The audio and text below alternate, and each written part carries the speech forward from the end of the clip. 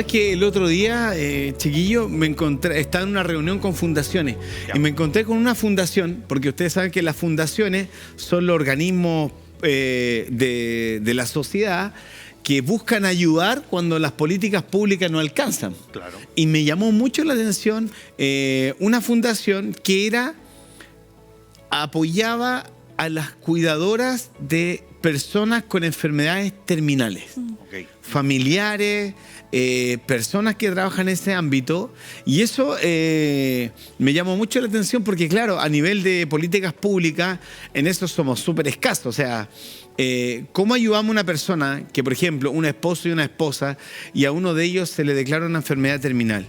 ¿Cómo apoyarlo? Porque hay un tema detrás de eso. Entonces, Abraham, nos gustaría que nos llevara en ese aspecto, porque a veces uno trata de ayudar, pero en vez de ayudar empeora las cosas. Fíjate que el cuidado, el ser un cuidador en esta sociedad, casi siempre, el 99,9% de las veces, siempre es un familiar que se hace cargo de otro familiar, ¿sí? Por lo tanto, cuando ocurre alguna mala noticia en la casa, como una enfermedad terminal, específicamente es más común el cáncer, por ejemplo, alguien que entra en una fase terminal de cáncer, o incluso cuando alguien lamentablemente quizás tiene un accidente y tiene capacidades distintas para desarrollarse en la casa, tiene escasez de movilidad, necesita ayuda para aprender ciertas cosas, siempre es un familiar el que se hace cargo de otro familiar. Por lo tanto, es muy importante, si te fijas, sabemos que el enfermo o la persona que necesita cuidado está en la casa, pero el cuidador, casi nadie se acuerda del cuidador. Ya que el cuidador se hace cargo, nosotros no nos metemos en lo que el cuidador hace. Por lo tanto, a nivel de política en Chile es muy importante aprender a enseñar a cuidar. No es algo que se aprende fácilmente por el cariño solamente, sino que es importante aprenderlo. Por lo tanto, esa fundación que usted me señala, Ricardo, la verdad es que está muy bien generar instancias de recursos, instancias de conversación, quizá un poco de financiamiento para psicoeducar, un montón de cosas que nos pueden ayudar para cuidar mejor a las familiares enfermos. Sería muy bueno lo que hacen. Hablabas de que era importante educar. ¿La psicología cómo aborda este tema y qué características deben tener los cuidadores de las personas con enfermedades terminales o con cuidados especiales? Sí, mira, la psicología, te lo podría decir, lo que se me ocurre es, para responder la primera parte de tu pregunta, es que la psicología lo aborda desde una manera bastante tratando de reducir los síntomas y lo que el paciente va sintiendo o lo que la familia va sintiendo. Ya. La corriente específica psicológica es la teoría sistémica, la práctica sistémica, ese es el nombre. Y, por ejemplo, un autor, Kübler-Ross, estableció 5 niveles de proceso del duelo. Cuando recibes una mala noticia, uno realmente, quizá con respecto a esto de las enfermedades, comienza todo un proceso de manejo de las emociones. Por ejemplo, el primero es la negación. Cuando tú recibes una mala noticia, voy a usar un ejemplo de lo que estamos hablando. Por ejemplo, un familiar tuyo tiene cáncer, uno de tus padres tiene cáncer. Inmediatamente ocurre la negación, el cerebro empieza a procesar lo que está viviendo y se resiste. Hay resistencias un poco a absorber esta noticia. Después de eso viene la ira, el manejo de la ira. Es decir, uno intenta atacar esta amenaza que acaba de llegar a la familia y uno empieza a cuestionar, uno empieza como a recién a entender la gravedad de la situación y uno responde emocionalmente a eso. Después de eso viene la negociación. Ok, empezamos a asimilar un poquitito la mala noticia y realmente comenzamos a negociar, bueno, ¿qué podríamos hacer? Y el cerebro empieza a encontrar una forma, es como un laberinto, intentar encontrar cómo toleramos esta mala noticia que ahora debemos cuidar, que ahora debemos, que una persona ahora de nuestra familia lo está pasando mal. Y también después de eso viene la etapa de aceptación, digamos, de la depresión. ¿Sí? Empieza una etapa muy depresiva en la cual nos lamentamos. Pareciera que, si te fijas, vamos aterrizando en que el evento cada vez nos vamos convenciendo cada vez más. Y finalmente, de una etapa depresiva donde se vive la pena y la aflicción, pasamos a la aceptación.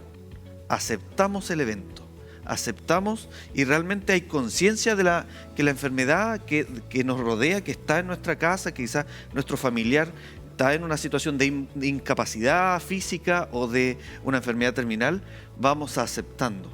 Ese es más o menos el proceso en el cual los psicólogos incluso tenemos que intervenir. Tenemos que intervenir la familia, el cuidador y también el paciente. Asimilar todas estas etapas han sido puestas para que podamos aceptar el duelo, la mala noticia y aceptar la realidad. Nuestro cerebro no está muy contento siempre aceptando realidades, se resiste de alguna manera. Entonces, los psicólogos nos hemos entrenado de alguna manera para capacitar y psicoeducar emocionalmente y afectivamente a las personas. Así que es muy importante, quizá personas que están pasando este proceso se acerquen a terapia para encontrar herramientas de cómo sobrellevar esto y no quedarme quizá en una de estas etapas pegado durante muchos años.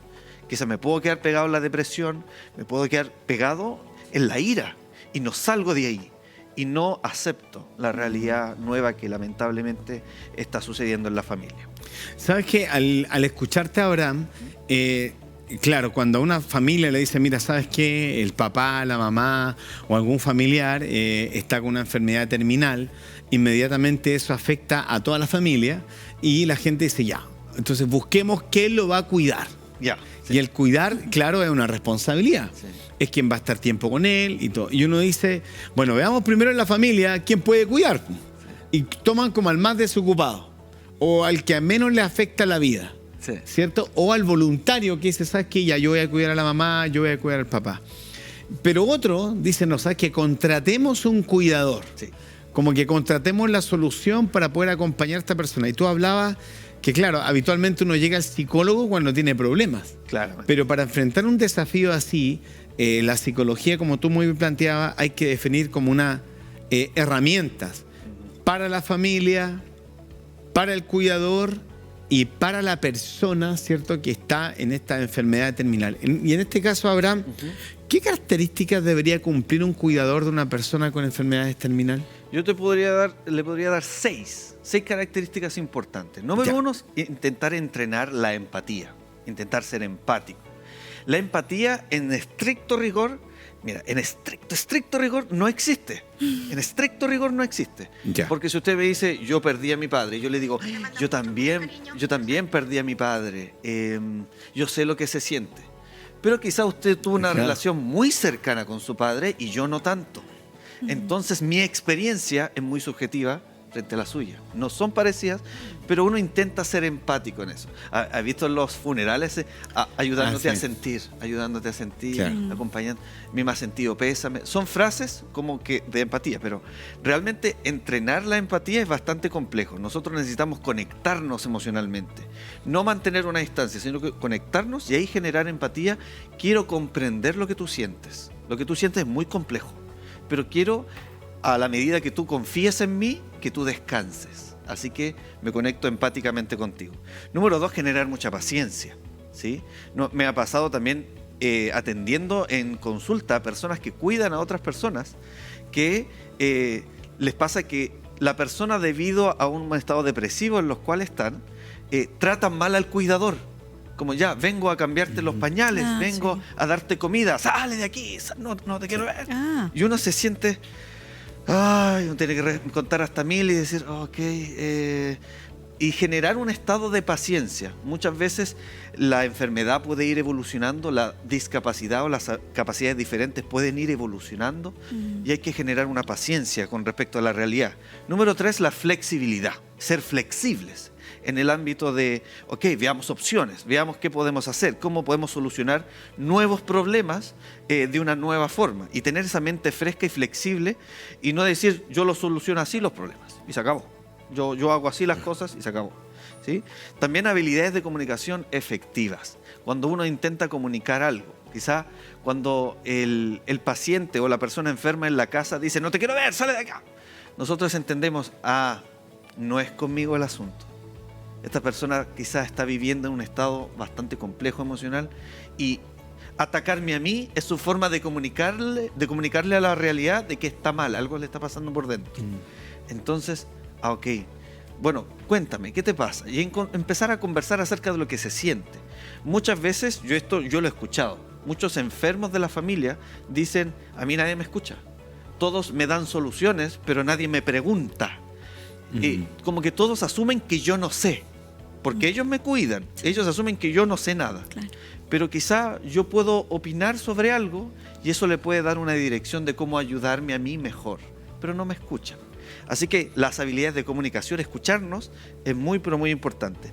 También tener un sentido de resiliencia, es decir, encontrar que los obstáculos son oportunidades. Los obstáculos muchas veces son oportunidades para generar unas mejores soluciones, un mejor estado familiar.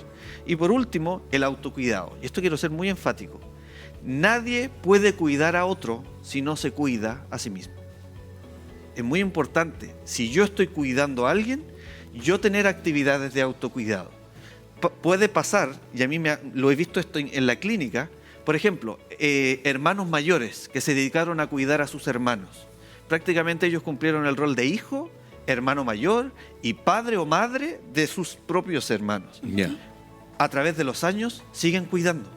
No salen del rol de cuidador. Entonces, la mamá está enferma. ¿Qué puedo hacer?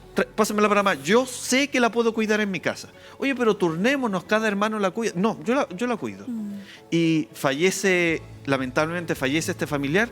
Necesito cuidar a alguien. Lleno mi casa de plantas. La lleno de plantas, cuidando plantas. ¿Sí? Los hijos se van de la casa, queda el nido vacío. Una mascota. Necesito cuidar a alguien. Se quedó instaurado debido a que si no generó un autocuidado, la forma de autocuidarse es cuidando a otro. Y esto es bastante clásico en los cuidadores quizá ya crónicos. Hay que generar un estado de autocuidado, salud mental propia, entender que hay cosas que yo hago que creo que me hacen bien, pero no me hacen tan bien, y intentar actualizar mi estilo de vida para tener un buen cuidado de mí mismo y también de los demás, ¿sí? Es equilibrado el asunto. Abraham, nos estabas comentando de las características que debe tener un buen cuidador, ¿cierto? La empatía, ser un buen comunicador, pero si lamentablemente en la familia no hay nadie que tenga esas características, como psicólogo es difícil generar esas habilidades en la persona, porque ya hablabas como punto culmine, ¿cierto?, el autocuidado. Entonces deberíamos ser conscientes que para poder cuidar a otro, tengo que cuidarme yo primero, pero ¿y si no tengo ninguna de esas habilidades? Me preparo, voy a terapia. ¿Es fácil adquirir esas habilidades para ustedes, los psicólogos? ¿Cómo lo abordan? ¿Es rápido, es corto? Cuéntanos. Es todo un proceso debido a que nosotros tenemos diversas creencias acerca de los vínculos. Ya. Por ejemplo, si algún familiar, voy a usar el ejemplo de nuestro padre o nuestra madre, entra alguna enfermedad terminal o algún proceso complejo, lo más normal sería decir, yo ya conozco a mi mamá, yo sé lo que ella necesita. Por lo tanto, si mi mamá dice que le duele la rodilla, estoy inventando, le duele la rodilla, está exagerando. Si es mi mamá, si yo la conozco. Asumir aquello. Entonces, respondiendo a su pregunta, lo que es necesario es un reaprendizaje. Ya. Y ahí, si tú me preguntas, ¿es lento? ¿Es largo el proceso? ¿Es corto? Depende de la persona. Ya. Depende de la capacidad de reaprendizaje que tenga. A mí me pasa, por ejemplo, te doy un ejemplo práctico. Yo soy músico, yo toco piano, por ejemplo. Cuando yo me aprendo una canción con los acordes que yo conozco, y después viene otra persona y me dice, esos acordes no son otros, y me los enseña, reaprender es mucho más difícil que aprender por primera vez. Ya. Yo voy a seguir haciendo los acordes antiguos, ¿sí?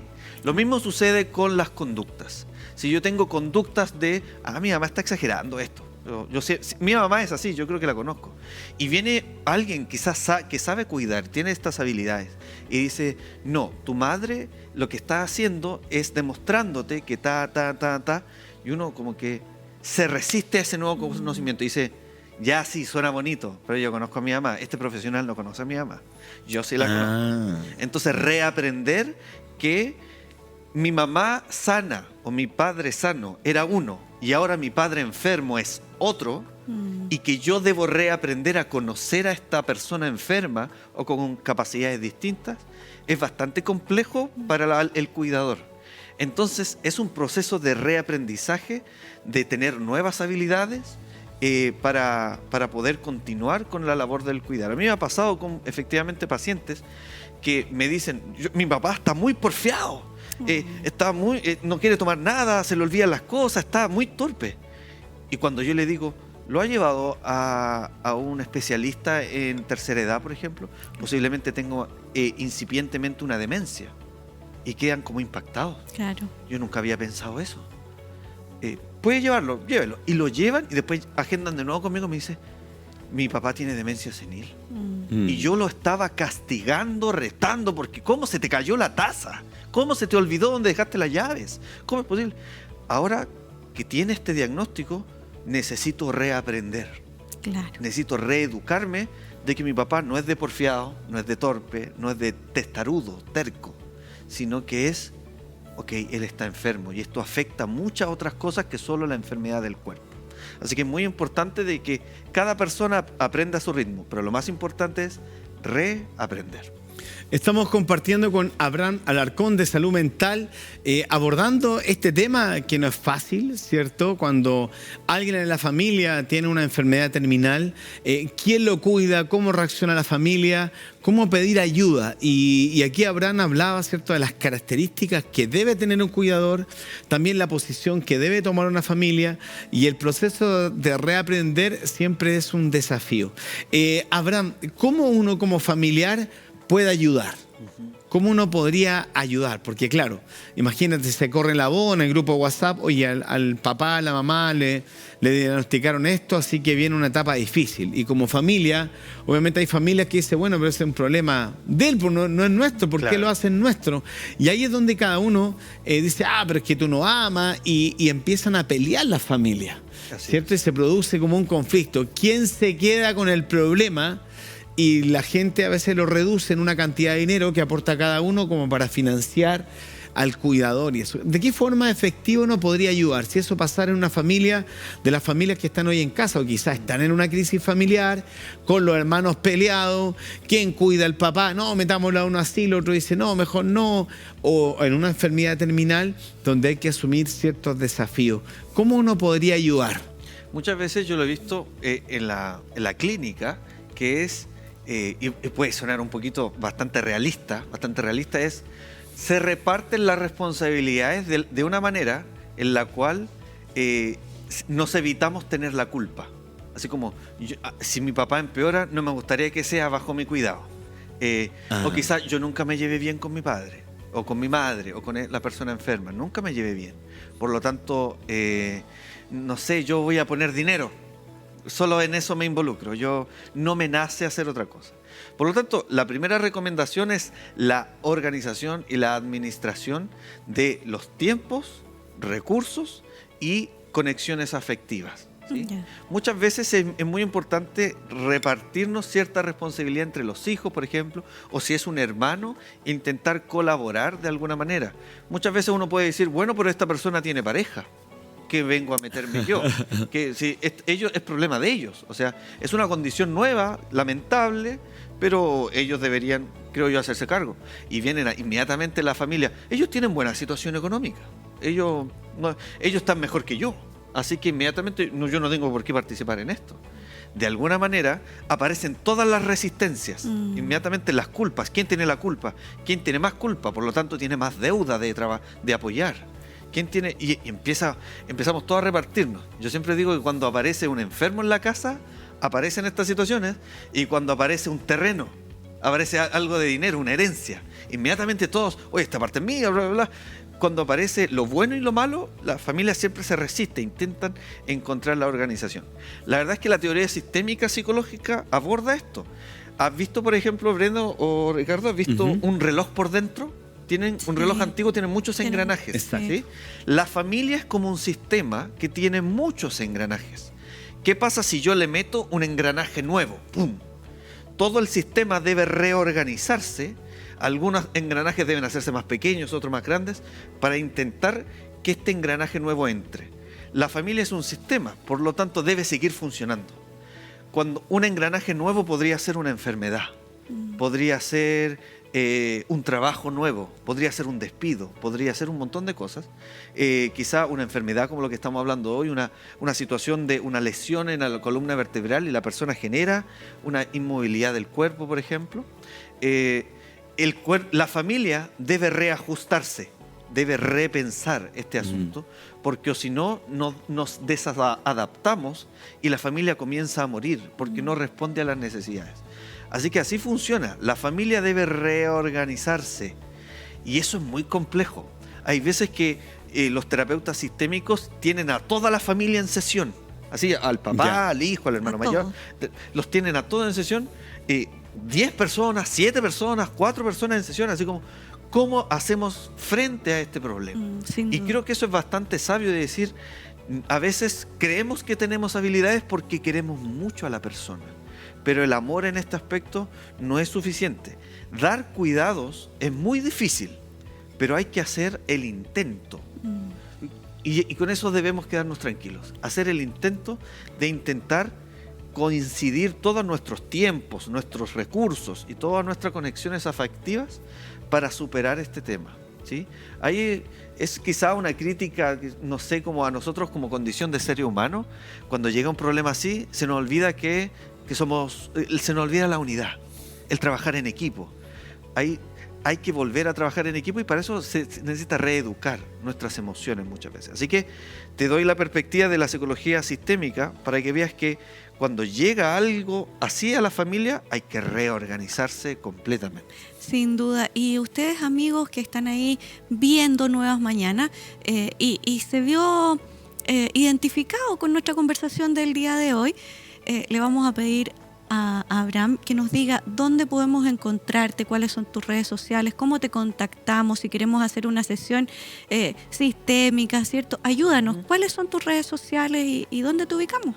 Sí, pueden ubicarnos, un acceso fácil es el Instagram de Salud Mental Cristiana o el mío personal que es psico.abraham, la cual pueden acceder y ahí hay un link para quizás contactarse con mi secretaria y agendar una hora o hacer una pregunta. Tengo muchas preguntas cada vez que en la noche a las 7 de la tarde yo me siento a responder preguntas porque hay gente que me dice, ¿qué pasa? Tengo esta situación, mi pololo me abandonó, que no puedo arreglar esto. Escríbanos por interno, cuéntenos su problema y quizás va a encontrar ahí una dirección para poder saber qué hacer. Así que contáctenos por ahí, saludmental.cristiana en Instagram y vamos a estar con mucha alegría contestando los mensajes, preguntas y también agendar algunas consultas si es necesario. Qué interesante cómo se nos amplía el panorama y ninguna familia está alejada a una realidad como esta, ¿cierto? De enfrentar el cuidado de una persona con capacidades diferentes o además el cuidado de una persona en una enfermedad terminal. Es afectada a la familia, hay que tener atención con el cuidador y obviamente con la persona que está viviendo, ¿cierto?, la enfermedad terminal. Y ahí lo nuevo, por lo menos con lo que yo me quedo, es que uno puede pedir ayuda, no después que estén todos los hermanos peleados, sino pedir una ayuda sistémica con un psicólogo en esta área sistémica para poder tratar. Porque como decía Abraham, hay que tratar lo económico, hay que tratar los tiempos, hay que volver a planificarse y recordar que esa persona que está viviendo un momento difícil podría ser usted. Y cuando uno se preocupa que podría ser usted, uno dice, ¿cómo me gustaría que a mí me trataran? ¿O no? Así es. ¿Cómo ayudo? ¿Cómo ayudo? Esa es la actitud. ¿Cómo ayudo? Abraham.